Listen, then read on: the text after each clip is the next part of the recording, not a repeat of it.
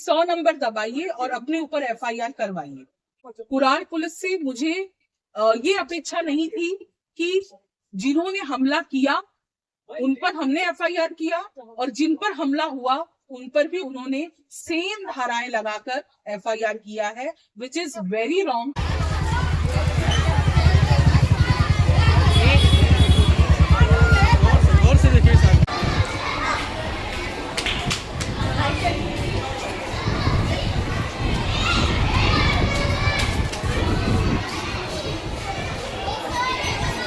नमस्कार, आपण पाहत आहात आरपी न्यूज. मुंबईच्या मालाड शाळेमधली घटना आहे. मागच्या 11 तारखेला या शाळेमध्ये एक दुर्दैवी घटना घडली. त्या शाळेमध्ये काही असामाजिक तत्वांनी काही लोकांच्या सोबत येऊन हमला केला. ज्या शाळेला एक विद्येचं माध्यम, विद्येचं देवस्थान मानलं जातं, त्या शाळेच्या आवारामध्ये गुंडागर्दीचं वातावरण केलं. या शाळेची शांतता भंग करण्याचं काम केलं. टीचरांवर एक वेगळ्या प्रकारचं ते दबाव टाकण्याचं काम केलं आणि त्या सामाजिक तत्वाविरुद्ध मुंबईच्या तुरार पोलीस स्टेशनच्या हद्दीमध्ये एक गुन्हा दाखल आहे. या शाळेच्या प्रिन्सिपल, ट्रस्टी म्हणजे टीचर सोबतच काही मुलांचे पालक देखील आपल्या सोबत आहेत. त्यांच्याकडून देखील जाणून घ्या पूर्ण प्रकरण. काय बोलाल मॅडम, हे पूर्ण प्रकरण काय आहे? पूर्ण 12 तारखेला काय घडलं? 13 जनवरी को हरिप्रकाश सिंह, जयप्रकाश सिंह, अजय जयप्रकाश सिंह, राधना अमरेंद्र सिंह और उदय प्रताप अमर बहादुर सिंह, इन सभी लोग लगभग 30 से 35 गुंडों के साथ हमारे 11:30 बजे, सुबह के 11:30 बजे हमारे स्कूल के प्रेमाइसेस में अंदर घुसने की कोशिश की और अंदर घुस भी गए। और जैसे ही वो एंटर हुए वैसे ही उन्होंने हमारे शिक्षकों के साथ, हमारी जो लेडी टीचर थी, लेडी स्टाफ थी, मेरे साथ जो मेरे लेडी प्यून्स थे, उनके साथ मारपीट किया उन्होंने। हे पूर्ण प्रकरणच्या मागे काही सूत्रांच्या मार्फत माहिती पडतंय की त्यांनी एक पत्र देखील तुम्हाला दिलेलं मीटिंगचं, त्याचं काय तथ्य आहे? इसमें से जो श्री हरिप्रकाश सिंह जी हैं, उन्होंने दिनांक 11 तारीख को बोगस संस्था का लेटर हेड बना के, फेक लेटर हेड यूज करके उस पे फर्जी स्टैंप लगाकर उन्होंने एक सूचना हमारे सभी एचएम्स को दी थी कि 13 तारीख को 11:30 बजे मीटिंग रखी गई है यहाँ पर, जो कि बिल्कुल भी गलत थी। उसके लिए मैनेजिंग ट्रस्टी ने, हमारी श्रीमती निर्मला जी ने तुरंत उनके लेटर के बाद 11 तारीख को ही लेटर निकाला, सभी एचएम्स को बताया, सारे टीचर्स को बताया कि ऐसा कोई भी मीटिंग नहीं रखा गया है संस्था की तरफ से। कृपया इन बोगस पत्रों पर और ऐसे लोगों पर जो कि संस्था विरोधी काम कर रहे हैं, उनके द्वारा बुलाई गई किसी भी मीटिंग में आपको नहीं जाना है। और जो हरिप्रकाश सिंह जी ने जो मैसेज दिया था, वो कोई ऐसे हैंड लेटर उन्होंने व्हाट्सएप पे भेजा।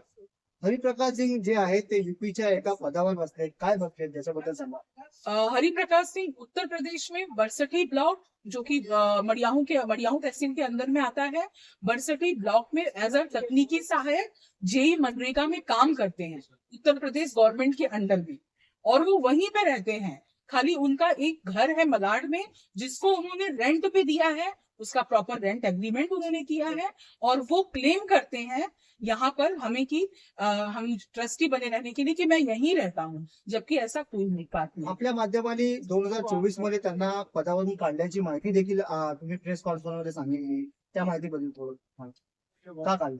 यस, कंटिन्यू उनकी एब्सेंट हो रही थी, जो भी ट्रस्टी मीटिंग थी उसमें सतत गैर उपस्थिति की वजह से, उनकी अनुपस्थिति की वजह से, और संस्था विरोधी काम उनके देखकर, जैसे कि बोगस लेटर हेड बनाना, बोगस स्टैंप बनाना, उसके थ्रू कम्युनिकेशन करना डिपार्टमेंट से, फेक गलत बातें संस्था के बारे में डिपार्टमेंट को बताना, जुडिशरी डिपार्टमेंट में बताना, डिप्टी डायरेक्टर के पास भेजना। जब ये सारी एक्टिविटीज हमने उनकी देखी, तब संस्था ने निर्णय लिया और उनको इस बारे में उनसे स्पष्टीकरण भी मांगा गया है, बाकायदे उनको लेटर पोस्ट के द्वारा भेजा गया है, और तब संस्था ने ये निर्णय लिया कि उन्हें ऐसा व्यक्ति जो संस्था विरोधी गतिविधियां कर रहा है और संस्था के विरोध में जा रहा है, इसका दुष्प्रभाव हमारे बच्चों पे ना हो, हमारे पेरेंट्स पे ना हो, तो संस्था ने ये निर्णय लिया कि इन्हें इनके कार्य से मुक्त किया जाए। मागच्या काही दिवसापूर्वी एक तुम्ही उच्च न्यायालयाचा आदेश पण पारित झालेला की अशा व्यक्तीला असामाजिक असल्या कारणाने अशा पदावर राहता कामा नये असं तुम्ही उल्लेख केलेला. Yes. याच्याबद्दल सांगा ते. हाँ, ये उल्लेख मैंने इसलिए किया था कि ये जो हिंदी माध्यमिक और हिंदी प्राथमिक के जो शिक्षक हैं, ये जब कोई भी, जैसे फॉर एग्जाम्पल अगर वो कोई गलत काम संस्था में कर रहे हैं और हम उन पे अनुशासनात्मक कार्यवाही करते हैं, लाइक जो हमारा कॉन्स्टिट्यूशन है 31, उसके अंडर में रह के हम जब उनपे कोई कार्यवाही करते हैं तो वो सुधरते नहीं है, वो ऐसे असामाजिक तत्वों को अप्रोच करते हैं, ऐसी संगठनाओं को, जैसे कि शिक्षा बचाओ समिति, ऐसी कई संगठनाएं हैं जिनको वो अप्रोच करते हैं, और उनमें से वो संगठनाएं बनी किन लोगों से है, उनमें से कुछ लोग ऐसे हैं, उनमें से कुछ लोग ऐसे हैं कि जो जिनको स्कूल से निकाला गया है, उनके स्कूल से निकाल दिया गया है, और हमारे माननीय उच्च न्यायालय ने उन पर टिप्पणी की है कि your conduct is not be fitting to be a teacher, आपका व्यक्तिमत्व शिक्षक बनने लायक नहीं है। ये हमारे माननीय उच्च न्यायालय ने उन पर ये टिप्पणी बकायदा दी है। ऐसे शिक्षक, ऐसे लोगों को ये लोग अप्रोच करते हैं जो कि इन्हें गलत राह बताते हैं। तुमच्याकडे त्या कॉपीची प्रत आहे का? यस, वो कॉपी में अवेलेबल करवा दूंगी आपको। सर्वात महत्वाचा विषय, ज्या वेळेला एका शाळेमध्ये येऊन गुंड प्रवृत्तीचे लोक या शाळेवर येतात, मारहाण करतात, आणि जेव्हा तुम्ही 100 नंबरला डायल करता तेव्हा त्या 100 नंबरच्या डायलच्या नंतर तुम्ही एक वाक्य या मीडियाच्या समोर सांगितलं की 100 नंबर डायल करो और एफआईआर लो. काय? ये तब से ये वाक्य सिद्ध हो गया क्योंकि मेरे साथ घटना हुई 13 तारीख को कि मैंने 100 नंबर दबाया और मुझ पर ही एफआईआर हो गई, इसलिए मैंने वाक्य यूज किया कि 100 नंबर दबाइए और अपने ऊपर एफआईआर करवाइए। पोलिसांचं वातावरण कसं, म्हणजे पोलिसांचं बिहेवियर कसं होतं, काय बोलाल पोलिसांचा कसा अनुभव आला? पुलिस, जैसे कि मैंने आपको कहा कि मैं कानून का बहुत सम्मान करती हूँ, कुरार पुलिस से मुझे ये अपेक्षा नहीं थी कि जिन्होंने हमला किया उन पर हमने एफआईआर किया और जिन पर हमला हुआ उन पर भी उन्होंने सेम धाराएं लगाकर एफआईआर किया है, विच इज वेरी रॉन्ग, और इसकी शिकायत मैंने सीनियर पुलिस को की है। किती लोकांवर गुन्हे दाखल आहेत तुमच्या माध्यमाने? तुमच्यावर किती लोकांवर गुन्हे दाखल? उन पर लगभग 14 लोगों पर हमने एफआईआर किया है जो इसमें इन्वॉल्व थे, जो कोई भी इन्वॉल्व था उसमें, और 10 से 15 अन्य लोग थे जिनको हम आइडेंटिफाई नहीं कर पाए क्योंकि उन पर कई धाराएं लगी हुई हैं, जो उनके साथ ऐसे कई लोग थे तो उनको हम आइडेंटिफाई नहीं कर पाए। उन पर हमने एफआईआर किया है और उनकी तरफ से मुझ पर, हमारी इंग्लिश प्राइमरी की मुख्याध्यापिका है उन पर, और हमारी इंग्लिश सेकेंडरी की टीचर है उन पर एफआईआर की। पत्रकाराला पण मध्ये घेतण्याचा प्रयत्न केलाय, पूर्ण वातावरण याच्यामध्ये पत्रकार एक समाजाच्या सुरक्षेसाठी असतात आणि पत्रकार हे नेहमी सत्य दाखवण्याचा प्रयत्न करतात, तेव्हा तुमच्या या घटनेसोबत एक दीनानाथ तिवारी इथले वरिष्ठ पत्रकार देखील होते, त्यांच्यासोबत जी मारहाण झाली, त्यांचे कपडे फाडण्यात आले, त्यांचे या एफआयआर मध्ये नाव नोंदवण्याचा प्रयत्न केला, त्याच्याबद्दल काय? 11 तारीख को जब हरिप्रकाश जी का व्हाट्सएप के थ्रू हमें नोटिस मिला तो हमें कुछ ऐसा हुआ कि कुछ एक्टिविटी यहाँ पर हो सकती है स्कूल में, तो हमने बतौर सुबह 5 बजे सीनियर पुलिस इंस्पेक्टर और हमारे बीट ऑफिसर और पत्रकार दीनानाथ तिवारी जी को हमने लेटर के माध्यम से बताया, उनको व्हाट्सएप किया, और जिसके बाद भी हमें कोई पुलिस प्रोटेक्शन नहीं दी गई। अदरवाइज ये घटना होती ही नहीं, कोई भी पुलिस प्रोटेक्शन नहीं दी गई। और हाँ, जब हम वहां पर गए हैं तो हमें पता चला कि हम पर एफआईआर हुआ है, बराबर। मैंने एफआईआर की जब कॉपी देखी तो उसमें मेरा नाम, जो हमारी इंग्लिश की एचएम है उनका नाम, और जो इंग्लिश माध्यमिक की शिक्षिका है उनका नाम, और उनका नाम था। और जब जगताप सर ने कहा कि आप लोग आपका आधार कार्ड और फोटो लाए हैं, तो हमने दिया, उनको सबमिट किया, तो उन्होंने बोला तिवारी जी का भी लाएंगे। मैंने बोला सर उनका नाम ही नहीं है एफआईआर में। बोलते वो रह गया है, वो प्रिंटिंग मिस्टेक हो गई है, जबकि ऐसा कुछ होता ही नहीं है। तो मैं ये नहीं कहूंगी कि सारे कुरार में सारे ऑफिसर्स गलत हैं, एक या दो ऑफिसर्स ऐसे हैं जो लोगों से रूडली बात कर रहे हैं और जिन्होंने ये गलती की है। तो मैं सबको इसमें नहीं वो करूंगी, क्योंकि कई कॉमन पब्लिक है वो हमारे पास आती है और हमें बताती है उनके बारे में। लेकिन खाली ये फर्स्ट इंटरेक्शन जो मेरा इन्वेस्टिगेशन ऑफिसर जगताप से हुआ, वो थोड़ा सा मतलब मुझे सही नहीं लगा।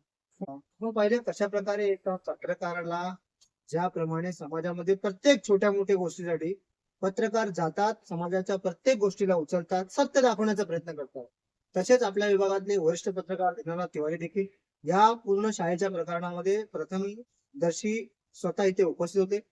त्यांच्यासोबत झालेली घटना ही पत्रकार समाजाच्या नावावर जी काळिंबा पोचण्याचं काम हे मुंबई पोलिसांच्या माध्यमाने केलं, त्याची मी निंदा करतो.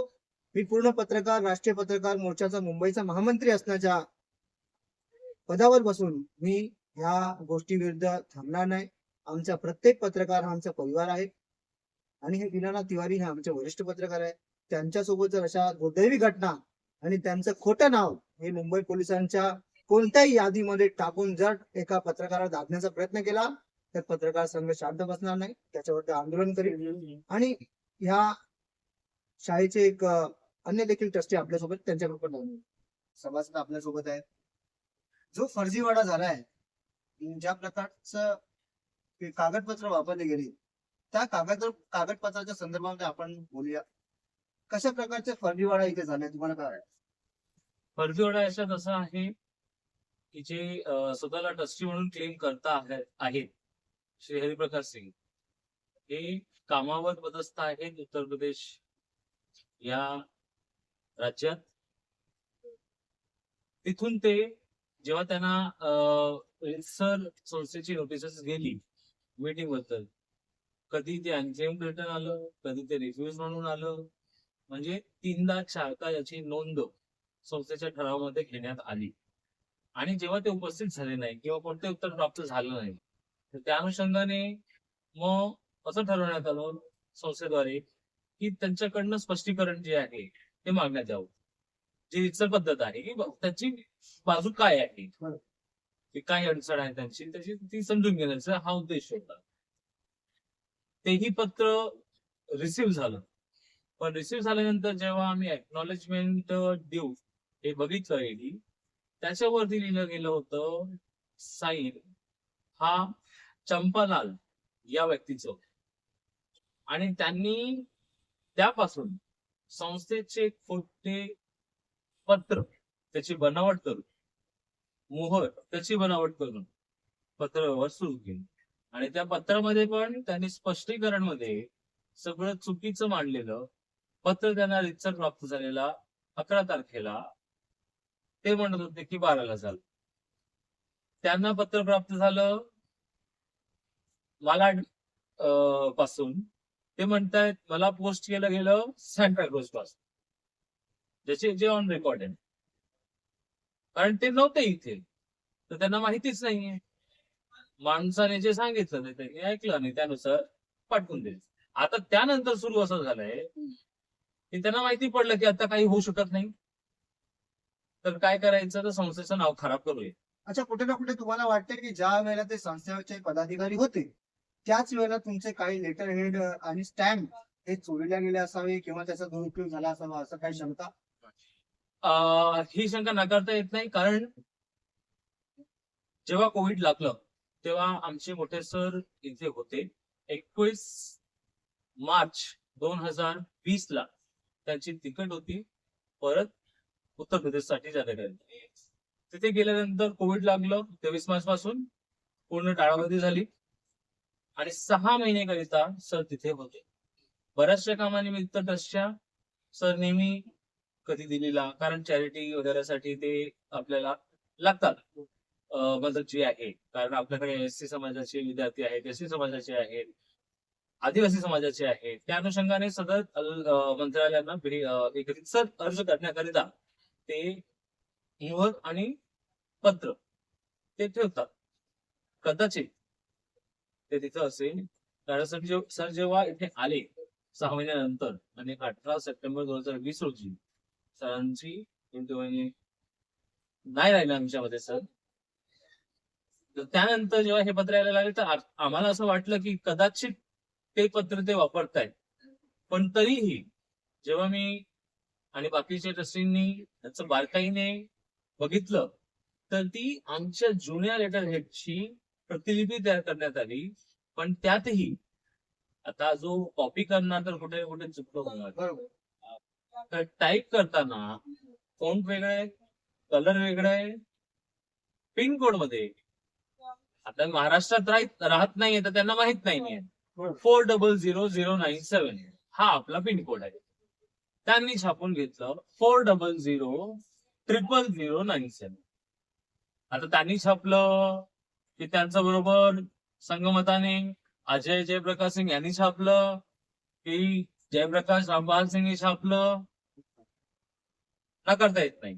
आणि माझी अशी शंका पण आहे की 100% ते उत्तर प्रदेशला असताना मुंबईतून कधी गावदेवीतून, कधी ठाण्यातून, कधी इतर कोणत्या पोस्टावरून हे पत्र येत आहेत त्यांच्या नावाने, त्यांच्या सहीने. कधी त्या पत्रावर त्यांचं नाव असतो, कधी नसतो. ठाण्यावरून मी सांगू शकतो कारण अजय जयप्रकाश सिंग हा व्यक्ती आपल्याकडे शिक्षक होता. मुलं कमी झाल्यानंतर त्यांना सरप्लस करण्यात आलं आणि सध्या ते 159 दिनदोषी या कार्यालयात डेप्युटेशन बेसिसवर आहेत. म्हणजे इथे काम आता त्यांचं वर्कलोड नाहीये. तर नसताना त्यांनी 13 तारखेला जे प्रवेश करण्याचा दुस्साहस केला तो अगदी चुकीचा आहे. म्हणजे अजय जयप्रकाश सिंग सोबत रामबहादूर गजराज सिंग आणि कौशल हरिजन हे तिघे यांना रितसर आधी विचारावं लागतो की आम्हाला अमुक कारण एक पे इफेक्टिव्ह साठी पेमेंट देऊन जातो त्यांना यावं लागतं. पण ते 1 ते 5 तारखेचं नाही. आता 13 तारखेला 5 तारीख तर नव्हती किंवा 1 तारीख पण नव्हती. तर कोणत्या उद्देशाने आलेले हे सरळ त्या व्हिडिओमध्ये दिसतंय. कुठे ना कुठे ह्या पूर्ण प्रकरणामध्ये जेवढे पण या शाळेचे पूर्व शिक्षक होते किंवा या शाळेच्या काही कामामुळे त्यांना बाजूला केलेलं आहे, या सर्वांची एक टोळी बनवून हा षडयंत्र रचला गेला असं आरोप आहे. मी आरोप नाही म्हणत, ही सिद्ध गोष्ट आहे आणि सिद्ध मी नाही केलेली आहे. जसं मॅडमनी आधी सांगितलेलं मॅटर खूप जुनापासून आहे. मी इथे 2014 पासून आहे. 20 ऑक्टोबर 2014. त्याच्या आधी मी वेगवेगळा होतो, त्याच्या आधी मी बाकी शाळांमध्ये होतो. पण माझी जी कार्यक्षमता आहे ती बघून सरांनी मला या संस्थेमध्ये आणलं की आपल्याकडे आपल्या लोकांसाठी काम करता येईल. त्या अनुषंगाने जेव्हा काम करायला लागलो ते आधीचे सगळे मॅटर यायला लागले आमचे जे रितसर नव्हते. कारण शिक्षकाची सेवा ही एमईपीएस सीएस ऍक्ट 1977 रूल 1981 शेड्यूल आहे 22/4 कोड ऑफ कंडक्ट या सगळ्या नियमांनी चालतात. त्यांना एकही नियम माहिती नाही याच्यात. ते कोणतेही शिक्षक दैनंदिनी लिहत नाही. म्हणजे मला विद्यार्थ्याकडे जायचंय शिकवायला तर त्याचा आधी मला तो अभ्यास करावा लागतो आणि ही तरतूद आरटी ऍक्ट 2011 मध्ये सुद्धा आहे. आरटी ऍक्ट प्रमाणे एका शिक्षकाला एकूण 45 तास हे वर्कलोड दिलेलं आहे. म्हणजे असं नाही की तो शाळेत असला पण घरी गेल्यानंतरही त्याला तो तयारी करिता ते तास दिले गेले आहेत. आणि त्यामुळेच शिक्षकांना जी रितसर उन्हाळी सुट्टी किंवा दिवाळीची सुट्टी या मोठमोठ्या सुट्ट्या मिळतात ते या अनुषंगाने मिळतात. कारण याचं वर्किंग लोड 45 तासाचं आहे. तर त्यांचं सरळ असं म्हणणं होतं की असं कोणताही नियम नाहीये. आणि आमच्या पूर्वीच्या आई साहेबांनी एक पत्र काढलं होतं त्याचा आधार घेऊन ते म्हणत होते. त्यांना मी स्पष्ट सांगितलं ते लेसन प्लॅन बद्दल आहे, दैनंदिन नियोजन बद्दल नाही. आणि लेसन प्लॅन बद्दल पण असं आहे की मागणी करण्यात येऊ नये. एखाद्या मुख्याध्यापकाला संस्थेला वाटलं की नाही शिक्षक बरोबर शिकवत नाहीये तर तो लेसन प्लॅन हे मागू शकतो. कारण हे आम्ही बीएड मध्ये तयार केलेलं आहे. तर आपली तयारी काय आहे ती दिसायला नको. यांचं म्हणणं आहे की आमचं लिहिणारच नाही. नियम कोणता? या पूर्ण फर्जीवाड्यामध्ये ज्या बोगस कागदपत्रांचा वापर करून या शाळेला बदनाम करण्याचं किंवा ताबा मिळवण्याचं काम तुमच्या निर्देशकांकडून केलंय त्यांच्या विरुद्ध काय 420चा गुन्हा तुम्ही आधी दाखल वगैरे केला आहे? आता हे प्रश्न संस्थेकडे आहे. संस्था अजून बाकीची कारण असे पत्र मी म्हणालो बाकीच्या डिपार्टमेंट्स मध्ये आमच्या बाकीच्या मुख्याध्यापकांना किंवा शिक्षकांना सगळ्यांना येत होते असं आम्हाला कळलं. काही शिक्षकांनी सांगितलं, त्याची प्रती दिली. काही शिक्षकांनी सांगितलं नाही, आलंय की नाही त्यांना माहिती नाही. त्या अनुषंगाने, कारण आमची कॉमन सभा असते, आम्ही रीतसर, मॅडम होते आमचे मॅनेजिंग ट्रस्टी, त्यांनी रीतसर सूचना दिली की हे बोगस पत्र आहे. जर आपल्या कोणत्याही या कुटुंबाच्या, म्हणजे आम्ही याला कुटुंब म्हणतो, स्वामी विवेकानंद परिवार, या कुटुंबाच्या कोणत्याही सदस्याला असे कोणतेही पत्र प्राप्त होत असतील तर आपण त्याला बळी पडू नये, त्याचं अनुकरण करू नये आणि त्याची प्रत रीतसर संस्थेकडे द्यावी. पुढे कारवाई नियमाप्रमाणे द्यावी. म्हणजे ते नियमाप्रमाणे जेव्हा आमच्याकडे येईल, सगळी आलेली आहे बऱ्याचपैकी, तर ती आम्ही अजून त्याच्यात अभ्यास करू. जसं मी म्हणालो ना, पडताळणी करून त्याच्यावर कारवाई. पडताळणी करून कारवाई करणार. कारण कधी कोणत्या पोस्ट ऑफिस, कोणतं पोस्ट ऑफिस, इथे तिथे आणि ते तिथे. सर्वात शेवटचा आणि महत्वाचा प्रश्न, महानगरपालिका ही एक खाजगी नसून सरकारी माध्यम तुमच्या शाळेच्या माध्यमाने आहे. जेव्हा एखादी सरकारी संस्था शाळेमध्ये सरकारी संस्थेच्या माध्यमाने शिक्षक आणि मुलं, लहान मुलं शिक्षक, जेव्हा एखाद्या पोलीस अधिकाऱ्यावर जेव्हा कोणता व्यक्ती असामाजिक तत्व त्याच्यावर हात टाकतो किंवा पोलिसांवर एखादा व्यक्ती हात टाकतो, नगरपालिकेच्या अधिकाऱ्यावर हात टाकतो, तसंच शाळेच्या परिसरामध्ये येऊन महानगरपालिकेच्या शाळेमध्ये जर कोणी असे तथ्य असेल तर त्याच्यावर 353 गुन्हा दाखल व्हायला पाहिजे की नाही? आता मी याच्या पुढेच नाही, हे फक्त महानगरपालिकेचा प्रश्नच नाहीये. कारण आपली जी संस्था आहे, ही जी शाळा आहे, ही खाजगी अल्पसंख्याक शाळा आहे, ज्याला संघटनेच्या कलम 30(1) नुसार स्वतःचं प्रशासन चालवण्याचा मूलभूत अधिकार प्राप्त आहे. त्याच्यात कोणतेही कार्यालय बाधा उत्पन्न करू शकत नाही. म्हणजे स्वतःचे नियम विद्यार्थ्यांसाठी, शिक्षकांसाठी, त्यांच्या सोयीसाठी तयार करता येईल.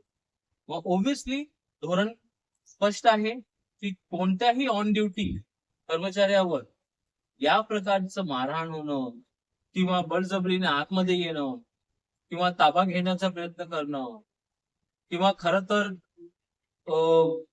म्हणजे मारून टाकण्यापर्यंत असं वक्तव्य करणं, हातपाय तोडणं, मॅडमना सांगणं की आम्ही बघू तुम्ही कसं काय पुढे इलेक्शन लढणार, म्हणजे हे खूपच चुकीचं आहे. आणि आम्ही हे ऍक्च्युली ही जी धारा आहे ती लावायला पाहिजे होती. पण आता टाकताना आमचे सिनियर पीआय म्हणाले की ते मी नाही टाकत. अहो तुम्ही senior PI, it is as per your instruction, you have the whole office. हे बरोबर आहे की अमेंड करता येत नाही, पण आयओला तो अधिकार बीएनएस मध्ये दिलेला आहे.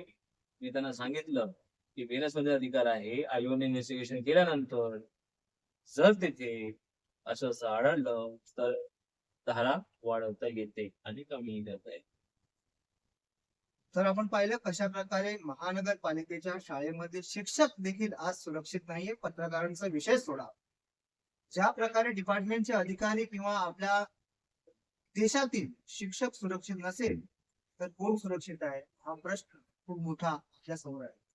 आपल्या विभागातील पत्रकार दीनानाथ तिवारी यांच्यासोबत जी घडलेली निंदनीय जी घटना आहे त्यांचा निषेध तर करूच, पण महाराष्ट्रातील प्रत्येक शिक्षकासोबत आरपी न्यूज लाईव्ह 24 ची पूर्ण टीम आणि आमचा पूर्ण पत्रकार समाज त्यांच्यासोबत असेल. आणि अशा प्रकारच्या कोणत्याही घटनेला आम्ही वाचा फोडून देणार नाही. आणि खूप मोठी गोष्ट एक तुम्हाला सांगतो की अशा कोणत्याही शाळेच्या परिसरामध्ये एक असामाजिक तत्व येऊन जी गुंडागर्दी करत असेल तर त्यांना माफी नाहीच आहे. काय बघ, मला एकच गोष्ट अजून ऍड करायची होती की मी शिक्षक आहे, तसंच बाकीचे पण शिक्षक आहेत. तर मला शिक्षक या समाजावर हा आरोप नाहीये. जे शिक्षक असून शिक्षकांची जबाबदारी पार पाडत नाही, म्हणजे जसं आपलं मंदिरात देव नसेल तर आपण कोणाच पूजन करणार, शाळेत विद्यार्थी नसेल कोणाला शिकवणार. तर इथे प्रकरण तोच आहे की आम्हाला विद्यार्थी नको, फक्त आणि फक्त पगार हवाय. तर अशा ज्या शाळा आहेत, अनुदानित शाळा स्पेशली, जे समाजाच्या भल्याकरिता उभारल्या गेलेल्या आहेत, मी हे नाही म्हणणार की गव्हर्नमेंटच्या धोरणांमुळे ते अनुदानित शाळा बंद पडतात. बरेच जण हे म्हणतात, संस्थावाले, सॉरी, संघटना, शिक्षक संघटना, जसं मॅडम म्हणाली, त्याच्यात शिक्षकांचा दोष आहे. तुम्हाला जर बेनिफिट मिळतंय, सगळं मिळतंय, तर आपण काम करा ना, मुलं शोधा. आहेत ना अजून किती मुलं आहेत जे शिक्षण प्रवासात नाहीये. तुम्हाला जवळपास 7व्या वेतन आयोगानंतर ₹1,00,000, ₹1,25,00,000 पगार आहे, 2 महिन्यांची सुट्टी आहे. अजून काय हवंय? आज पण आपण बघाल, काल मला 100 नंबर डायल करावा लागलं. 1098 वर मी हेल्पलाईनवर मदती मागितली. कारण हा होता, कारण हिंदी प्राथमिक आणि हिंदी माध्यमिक या विभागाचे शिक्षक काल विना सूचना, विना परवानगी नदारद होते. आणि आजही परिस्थिती तशी आहे. विद्यार्थी वर्गात आहेत, पण शिक्षक नाही. फक्त एकच शिक्षक आले आहेत ज्यांच्यावर FIR गेलेली नाही. पूर्ण प्रकरण पाहिल्याच्या नंतर हिंदीमध्ये घालण्या, काम का ना काज का दुश्मन अनाज का, या प्रकारचं जे लाईन आहे, या अशा असामाजिक शिक्षक त्यांच्या माध्यमाने हे एका विद्यार्थ्याचं जीवन उद्ध्वस्त करण्याचं काम हे या शिक्षकाच्या माध्यमाने केलं जातं. पार्ट 2 मध्ये आपण हे देखील पाहू की त्यांचा पक्ष काय आहे आणि त्यांचं या पूर्ण विषयावर त्यांचं म्हणणं. मी त्यांना देखील या विषयावर त्यांना भेटू, जर त्यांची इच्छा असेल तर. पण पत्रकार धर्माचा नेहमीच विचार असतो की दुसऱ्या पक्षाने देखील बाजू मांडत, आणि अशा प्रकारच्या अनेक बातम्या पाहत राहू. तोपर्यंत पाहत राहा RP न्यूज 24 मुंबई. हमें अप्वाइंट नहीं है, नन्हे पता जी, किसके आप लिए है, एम्प्लॉय किसके हैं? मैं आखिरी बार पूछूंगा, क्योंकि आप ये डिनाई कर रहे हो और इसका लेटर जाएगा. सर मैं इनके अधीन काम कर रहा हूँ, लेकिन अधीन उनके हैं, हाँ. और वो माध्यम किसके अधीन जब है? वो बोलेगी तब वो करना माध्यम है। किसके अधीन है? वो आप लोग का अधीन होगा, ट्रस्ट का अधीन होगा हाँ, बस। तो है नहीं वो ट्रस्ट की मैनेजिंग ट्रस्टी कौन है? ठराव किसका लगा है नन्हे जी? आपके प्रस्ताव में जो अप्रूवल आया है उसमें ठराव लगा होगा. वो बड़े बड़े पद लगा है। बड़े सर का ठराव होता है कि संस्था का होता है? तो उनकी जगह कौन आया? बड़े सर का है, दिखाएंगे मुझे आप जरा. तो उनकी जगह पे कौन आया है मैनेजिंग ट्रस्टी? हाँ, तो फिर उन्होंने बस मांगा ना. आपने सुनना दिया मैडम, मैं बोला उनको। अभी लिखित में दे रहे हैं, लिखित में जवाब देना इसका. एवढं माझं